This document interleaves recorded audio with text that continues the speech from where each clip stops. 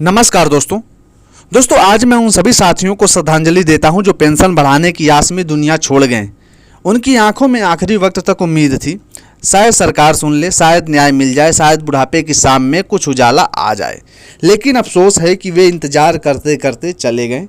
लेकिन उनकी आत्मा आज भी भटक रही हैं, उनकी विधवाएं आज भी आंसू बहा रही हैं, उनके बच्चे आज भी सरकार से न्याय की भीख मांग रहे हैं।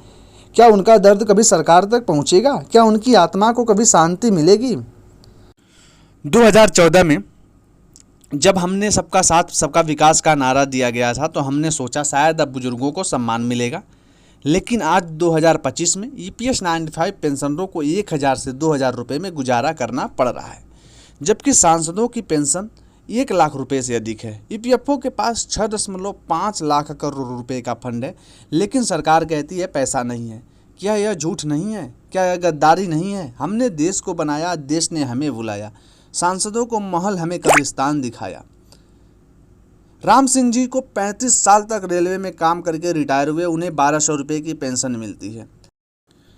एक सांसद को हर महीने 1.25 लाख रुपए की मुफ्त पेंशन जो है दी जाती है। मुफ्त बिजली, मुफ्त पानी, यात्रा सुविधा, ये सब जो है दिया जाता है। ईपीएस 95 पेंशनरों को क्या दिया जाता है? 1000 रुपये।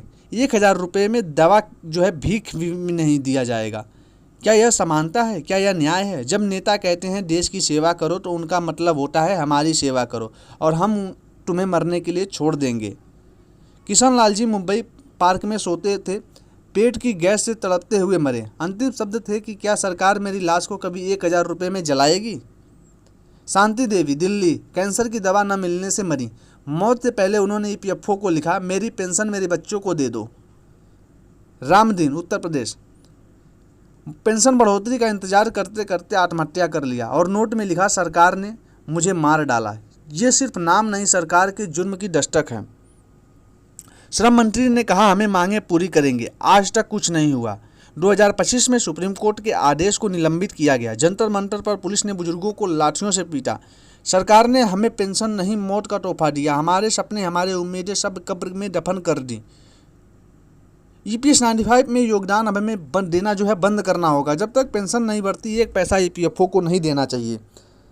दिल्ली को घेरो, सड़क संसद तक आंदोलन करना होगा, वोट का बहिष्कार करना होगा। जो पार्टी ईपीएस 95 पेंशनरों का समर्थन नहीं करेगी उसे वोट किस बात का हम देंगे? सरकार अब भी कान खोलकर सुन लेना चाहिए। जो है ईपीएस 95 पेंशनरों की अब लास्ट वार्निंग है कि उन्हें जो है उनकी मांगों को पूरा करना चाहिए, वरना देशव्यापी धरना होगा। 10 लाख पेंशनर्स दिल्ली में इकट्ठा होंगे। सुप्रीम कोर्ट में सरकार के खिलाफ केस भी दायर करेंगे। यूएन अंतर्राष्ट्रीय मीडिया मानवाधिकारों संगठनों से सरकार के जुर्म की जानकारी देंगे। ईपीएस 95 पेंशनरों ने हर बार अपने हक के लिए जो है आवाज़ उठाई है और आगे भी उठाएंगे। सांसद, विधायक, मंत्री तो आजीवन पेंशन और भत्ते की मुफ्त इलाज जो है उनको सब कुछ दिया जा रहा है। आज सबसे बड़ा दर्द क्या है हमारे बुजुर्गों का? हम वे लोग हैं जिन्होंने अपने जीवन की सबसे कीमती साल देश की सेवा में लगाए हैं, जिन्होंने कि कोई रेलवे में, कोई बैंक में, कोई सरकारी दफ्तर में, कोई निजी कंपनियों में जो है हमने काम किया है। हमारे परिवार से दूर रहकर अपने स्वास्थ्य की परवाह किए बिना हम लोगों ने काम किया है। हमने अपने बच्चों की खुशियों के लिए अपने सपनों को बलि दी है, देश की तरक्की के लिए अपने शरीर को कुर्बान किया है। लेकिन आज जब हम बूढ़े हो गए तब हमें सबसे ज़्यादा जो है हमें सहारे की ज़रूरत, हमें सम्मान की ज़रूरत है। तब सरकार और ईपीएफओ सिर्फ 1000 रुपये पेंशन देकर जो है इस चीज़ को पूरा करना चाहता है। पूरी ज़िंदगी जो हमने मेहनत किया उसका मजाक उड़ाया जाता है। आज महंगाई आसमान छू रही है, हर चीज़ महंगी हो गई है, लेकिन ईपीएस 95 के पेंशन जो है सिर्फ महंगा नहीं हुआ। 1000 रुपये पर हमारी पेंशन अटकी हुई है। क्या सरकार को यह दिखाई देता है? क्या ईपीएफओ के अफसरों ने कभी सोचा है कि इतनी कम पेंशन में ये बुजुर्ग गुजारा कैसे करेंगे? क्या हमारे जीवन की कोई कीमत नहीं? हमारे पास इतने पैसे नहीं है कि हम ठीक से इलाज करवा सकें। हमारे पास अपने बच्चों या पोतों को कुछ नहीं दे सकते हम। कई साथी तो ऐसे हैं जिनके पास दवा खरीदने तक के पैसे नहीं हैं। वे तड़प तड़प करके इस दुनिया से चले जा रहे हैं। सरकार ने वादा किया था कि हर साल पेंशनरों को सम्मान देंगे, बुजुर्गों को सुरक्षा देंगे, लेकिन हकीकत क्या है? हर बार नई तारीख, हर बार नई कमेटी, हर बार नई आश्वासन। ईपीएफओ के पास हजारों करोड़ का फंड है, लेकिन पेंशन बढ़ाने में टालमटोल करता है। सुप्रीम कोर्ट ने भी आदेश दिया कि ईपीएस 95 पेंशनरों को 7500 मासिक पेंशन दिया जाए, डीए मिले। संसद की समिति, ट्रेड यूनियन, पेंशनर संगठन सभी ने मांग कर रखा है कि पेंशन बढ़ाई जाए। लेकिन सरकार और ईपीएफओ सिर्फ वादे, घोषणाएं, तारीख बदलने में व्यस्त हैं। सांसद, विधायक, मंत्रियों को तो आजीवन पेंशन दिया जाता है, मुफ्त इलाज दिया जाता है, सब कुछ फ्री दिया जाता है।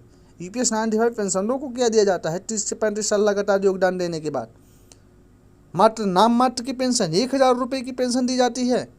1,000 रुपये में वे जिएंगे? क्या यही सही है? क्या यही सबका साथ, सबका विकास है? क्या यही एक देश एक पेंशन की नीति है?